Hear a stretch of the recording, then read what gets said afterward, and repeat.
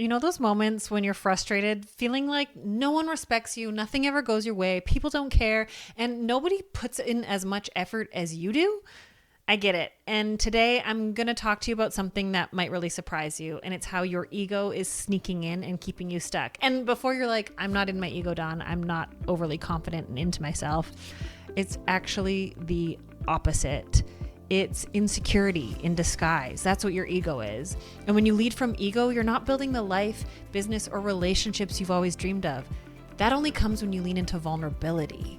So don't worry, friend, I got you. We're going to unpack this together and shift into compassion and start showing up in a way that creates real connection, real relationships, real community. So grab your favorite drink, put on your fuzzy socks, get under your favorite blanket, and let's dive in. Hey there, you just stumbled into the Anxious Creative Podcast, where overthinking turns into ahas, mess ups become magic, and anxious spirals, totally part of the process. I'm Dawn Bradley, your messy, imperfect host, here to help you, the recovering people pleaser, the perfectionist, to stop chasing the unachievable and start embracing the chaos. Spoiler alert, that's where the real magic happens anyway. So buckle up, friend, because we're about to have some laugh so hard till you cry moments, a few hard truths to help you grow, and naturally a little, or let's be honest, a lot, of oversharing. You ready? Let's dive in. You've probably heard me say before, confidence is born from courage and vulnerability, and it's one thing to conceptually get it, it's another to fully implement it. And so I want to share today on this podcast all about how our ego gets in the way. And before you're like, I am not ego because I'm not in my ego because I'm actually deeply insecure and I have low self-esteem and I fear people don't like me. And ego is all about being overly confident and so into yourself. That's actually not the case. And I'm going to blow your mind with this episode.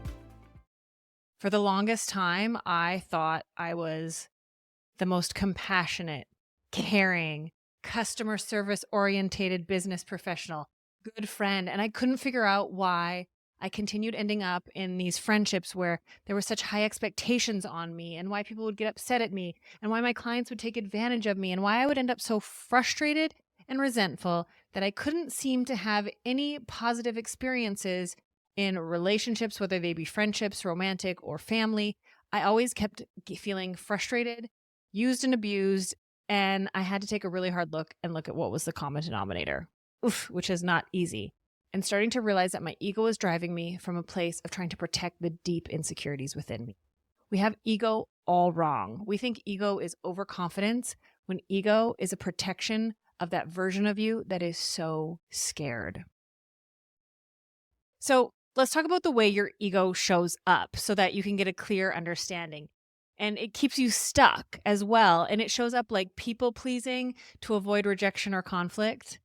It looks like avoiding tough conversations or avoiding decisions because then you don't have to be responsible. It means dismissing feedback, whether it be positive or dismissing emotions to shield your insecurities so that you don't have to feel it. Ego is all about avoiding the feelings that you don't want to sit with that at one point were so unbearable that the thought of having to sit in that feeling again, you have completely avoided. So you, like I said, people please to avoid rejection, avoid tough conversations or what you perceive might be tough. Playing small to protect yourself against failure or judgment. Oh, that one's hard for me. And then defensiveness. That's a really big one, really indicator of being in your ego is that you get defensive because you feel like you're being attacked. You're so on guard that you don't hear things from a place of even compassion or constructiveness. Your ego is there to protect you from feeling attacked. So you can't handle when you're told you've made a mistake because you take it on as you are bad rather than you did something wrong. Or you get defensive. And defensiveness is a really big indicator of deep insecurities around feeling like you're wrong or you failed or you're bad.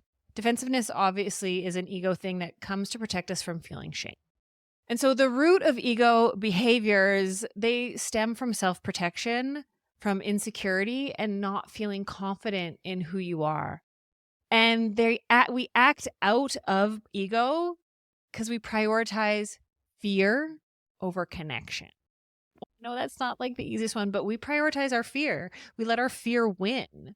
And so I'm really excited to go through this episode because we're going to talk about how vulnerability is the opposite of ego And we're going to help you build the life, business, and relationships that you've always dreamed of so that you can have the bank account from your bit. So I know off the hop I've gotten into this episode, like talking about all the things that we don't love about ourselves, or recognizing the things that we do, thinking we're people pleasing, but we're actually people disappointing because we're deferring the disappointment till later on. That people pleasing isn't about pleasing other people. It's about manipulation and trying to control their response. And it leads to resentment and frustration. It leads to broken connection. It leads to me packing up my entire salon and moving to a new city because I thought in a new city people would respect me more. Turns out I wasn't respecting myself. I was so insecure that my ego was convincing me that I was doing the best customer service. And for some reason, these things kept happening to me. I was like such a good friend that I kept on having these failed friendships.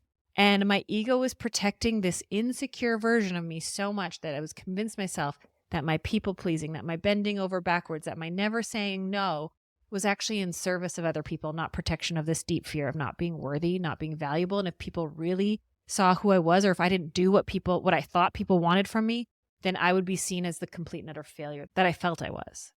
And so I want to switch this to why vulnerability, because we fear being vulnerable because it feels being naked in front of people.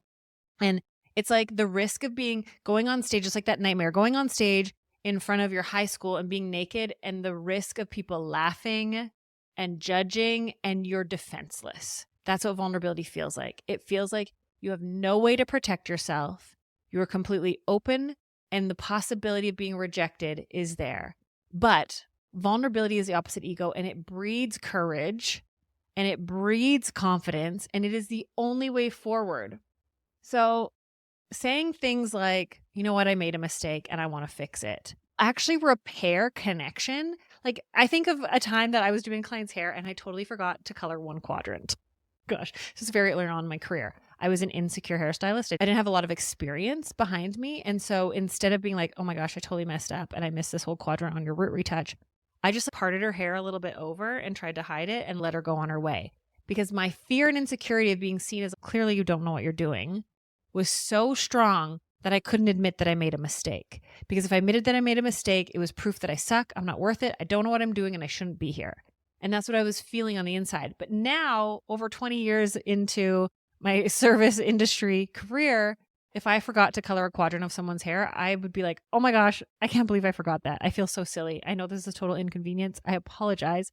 I'm not sure how I missed it, but let's fix this. Because I wouldn't be taking it on as something like that's actually wrong with me. I'd be like, oh, I made a mistake.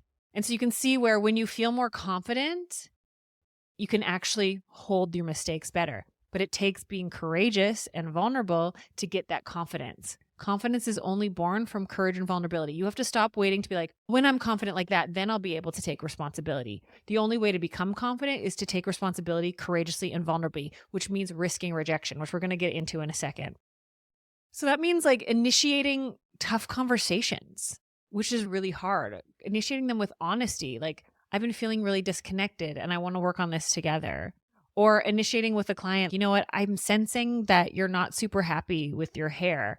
Can we talk about it? Or, you know what, I don't feel like this is my best work. Can we do something? Initiating that and expressing your fears without need. And initiating is a really hard one for me. I can honestly, sometimes I get really bitter about the fact that I initiate a lot of conversations in my life. But I also have a very deep need for clarity and understanding. I crave being understood, and I felt misunderstood my entire life. And I want people to inquire with me. If someone like inquires and asks questions of me and wants to dig deeper into who I am and what I think, that's like a love language for me. Actually, when I read the 5 love languages, I want to say I read it in high school. Quality time was like a really big one for me, but then there's like subsections and quality conversations. Having really meaningful conversations for me feels really connected and makes me feel cared for. So I've had this like chip on my shoulder, but like, how come nobody initiates with me? How come nobody initiates asking to hang out? How come nobody initiates hard conversations? And I like seek it out. And when you're like upset about something, you look for proof that it exists. But what I've had this aha moment about is I've really worked hard on becoming a good communicator, and I've dove into it, and I'm still is that even the right way? I'm still human and I make mistakes. But I have learned a lot about healthy communication, clear communication, compassionate communication, empathetic communication, apologetic communication. Like, I've really learned how to put into words what I'm feeling and actually go under like what the surface feeling is. Like when that defensiveness comes up, like defensiveness, it's like a deep insecurity that I've been wrong or I failed. And I can't, it's so uncomfortable to sit with this feeling of being wrong or failing that I'm going to put this guard up and reflect it onto you that it's your issue so that I don't have to sit with this discomfort. It's taken a lot of work to do that. But realizing that I've become a stronger communicator than I ever was before, and I'm able to initiate hard conversations. I even look back on my life a year and a half ago and how nervous I would get about initiating hard conversations and vulnerable conversations. And I look at now how much easier it is in certain relationships, for sure, because I've practiced, and what a gift it is instead of being bitter and resentful of not having what I perceive as reciprocal initiation in certain relationships that I have in my life, going, what a gift it is for me to be able to be comfortable enough to initiate hard conversations or initiate tough conversations, whether it be with clients, friends, families, partners. What a gift it is for me to be able to be more comfortable because most people aren't. And if I can see initiating as a gift to other people to model the behavior that's really hard for a lot of people, what a wonderful thing that I can do, right? So when I think of it that way, I start going, okay, I'm going to share this gift of initiating rather than getting bitter and resentful that like, how come my clients don't offer stuff to me or how come my friends don't offer? Realizing that initiating of hard conversations, like when you can sense that your client's not happy and you're like, they're not bringing it up, that's on them. As a good service provider, as a good hairstylist, like how can I like, you know what, something seems off. And I'm not really sure what it is. I'm loving the result, but I can tell something seems off. Can we talk about it? Rather than rushing them out, initiating that conversation, or even initiating the conversation when like it didn't turn out. But I remember, this is so embarrassing to admit, I remember moments where I wouldn't even ask them like, what do you think? Because I could tell that it wasn't what they asked for. And I was like, I have another client and like, I don't want to have to fix it. And like, I'll leave it up to them. It's their responsibility. When really, let's be honest, they're paying me. I'm the professional. I need to make sure that they're happy. But I wouldn't ask them what they think. I'd be like, awesome, there you go. Good to see you. Bye. And let them leave and be like, if they're not happy with it, then they can tell me. Like, it's embarrassing and hard to admit the things that we've done to avoid conflict, the way our ego's shown up. And so learning how to initiate is a huge vulnerability, but it's such a gift if you are someone that feels like, why should I have to do it? That's a protection that you're using to protect that deep insecurity you're feeling. So you really need to own it, which means taking responsibility for things. And taking responsibility is not fun because, again, oftentimes I've equated taking responsibility with being at fault, which is not true. But my friend Garen Jones, who I worked with a couple years ago, had this tattoo, 100/0. Take 100% responsibility and 0 excuses. And I have lived by that since then. It's not, what if you spent the next year of your life taking 100% responsibility over your life and your circumstances, where your business is? I was going to say fuck, and then I just said it anyway, like fuck. I look at where my business is at and how I haven't shown up in the last year and a half because of life circumstances. And I've played small, I've hidden because I was embarrassed about a 10-year relationship ending. I was scared about making my new relationship public. And then what if it ends? I have a deep fear of being embarrassed. I have a deep insecurity around people judging me. And because I have a very public platform, I've definitely retracted and played small, which has affected my business. And how can I take responsibility over that? How can I not be embarrassed? Just because I've had failed relationships doesn't mean I'm a failure. And yet I've equated that. Or just because you messed up someone's hair. Like I've had so many freaking failures in my career. I've fried a lady's hair off. I did a hockey wife's hair, NHL hockey wife hair that like she wasn't happy. And yet I'm not stuck here saying I'm a shitty hairstylist. And yet I've equated that in my personal life and I've played small and I haven't shared as much in the last year. So taking 100% responsibility, 0 excuses is the best way forward, but it still requires a lot of vulnerability. And I like to think of the analogy where if you're at a red light in your car and someone comes up and rear-ends you, that's not your fault. And say they rear-end you so hard that your car's so damaged that you can't drive it. A lot of people will be like, it's not my fault. I shouldn't have to fix my car. They should have to take my car in. They should have to fix it. This totally sucks. This isn't my fault. And yet it's not your fault. But if you don't take responsibility, you will not have a car to drive and you will sit at home and you'll become bitter and angry and you won't be able to go anywhere because you're like, it's not my fault. They should have to do it. But yeah, in a perfect world, people would have to take responsibility for the shit they caused. But in reality, nobody's going to take responsibility over your life and you have this one life. And if you're a self-employed service provider, you have this business. And no one's going to come save it. No one's going to come do what's fair. Life ain't fair, friend, and you need to accept it. And I know I am such a person of justice and principle. Like, I get so worked up based on principle. Like, that's not fair. That's not right. But the reality is, like, being upset about it isn't going to change anything. Taking responsibility for things that weren't your fault freaking sucks, but it is the only way forward. If you want to stop, if you want to hold on to the bitterness and anger and then be like, this is the cards life handed to me and this sucks and like, why should I have to? You can do that and you will be very lonely and angry and upset for the rest of your life. Or you can go, this totally bites it, but I only have one way forward, and that's pick it up, move forward, and figure it out. Figure the fuck out. Sorry, Mom, when you're listening to this. My mom does listen to my podcast, I'm pretty sure. And she like does not like the F word, I know. But sometimes it's appropriate for my life. And I can't, case in point, I can't alter myself for other people. Mom, I love you. But the reality is being vulnerable means risking rejection from other people. Being vulnerable means taking responsibility for things that aren't yours, but like you can just sit in it and waste this life, right? So learn to initiate conversations you've been avoiding. Admit when you go wrong without thinking that you're bad or a failure. You're actually giving the other person in the conversation such a gift. If you can admit when you made a mistake, realizing that you're not a mistake and you're not bad. I remember this is like one of the biggest things I ever learned. And this was shortly after my divorce, being in therapy. And my therapist says, you did a bad thing. You're not a bad person. You need to understand the difference. And like sitting with that, okay, I made a stupid decision. And yet I'm not a stupid person. I can make mistakes. I can own them. And it doesn't change my worth and value as a human. And actually being able to admit your mistakes and your faults and being able to take responsibility for things is the biggest thing that will draw you closer to your clients, to your friends, to your family, to your partners, is when you can go, you know what, you're right. I totally messed up. And when you do that for the other person, they feel heard, they feel seen, they feel connected, and they don't feel like they're getting like they're trying to connect. Like a client's, hey, like my hair's not feeling right. And you're like, that's what you asked for. It shuts them down when they're being vulnerable coming to you. So owning your mistakes, taking full responsibility, initiating conversations rather than waiting for them to be brought up. I'll be honest and I shared this on last week's episode where I made a flub up in my relationship and I started constructing all these stories of how I could calculate a new version of something so that I could protect myself. Or I'm like, maybe I'll just wait to see if he asks about it. And the reality is like the quicker you can initiate something rather than respond to it, you're going to build more trust and connection with people too. If you want to be seen as a trustworthy person, you have to show up and be trustworthy, which means not just getting things right, but being able to highlight, I made a mistake and I messed up and I'm so sorry and I don't know how you'll react to this, but I feel really embarrassed and I feel stupid and I don't want to send this text right now, but I am. That's exactly, pretty much almost verbatim what I sent to my boyfriend. I'm so embarrassed of this. I did it again this week. I'm like, oh shit, I have to say this on the podcast because I'm talking about being transparent. Like, I did the same mistake again and I felt so stupid.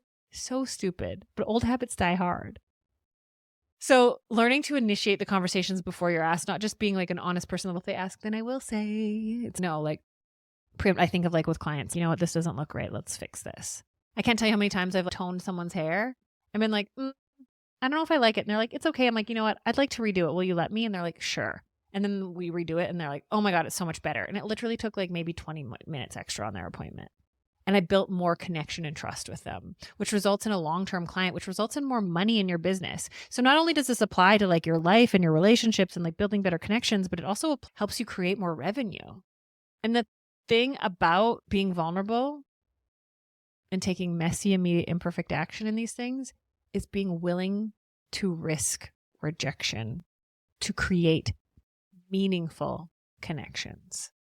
And that's really hard because rejection motivates us so much in the direction of self-protection, which is ego, which then turns into people pleasing, avoidance, defensiveness, and all those things that I mentioned at the beginning. But you need to be willing to risk the rejection. And if they reject you, saying, I understand, I can totally understand why you'd be upset right now, or I can understand why this might be a lot to handle, but I'm here to repair this and I want to repair this. I'm here to fix this and I want to fix this. I'm sharing this with you and I'm scared and I'm nervous, like sharing the feelings and emotions that you're feeling and the reasons why. All I want to do is run away, or all I want to do is say that this isn't my fault, but the reality is it's my responsibility. And especially as a business owner, there will be so many things that are not your fault that you still have to take wild responsibility over. So I just want to remind you that real connection starts when you lean into vulnerability and let go of your ego. So I want you to think about one ego-driven thing that really shows up. Maybe it's people-pleasing, maybe it's avoidance, maybe it's defensiveness. What one of those have you been leaning on the most? Which one do you go to? What's your go-to? Like, instead of getting defensive, do you just say, sure, I'll come in later? Or, oh yeah, I'll go do that. Like, I'll do that house chore or whatever.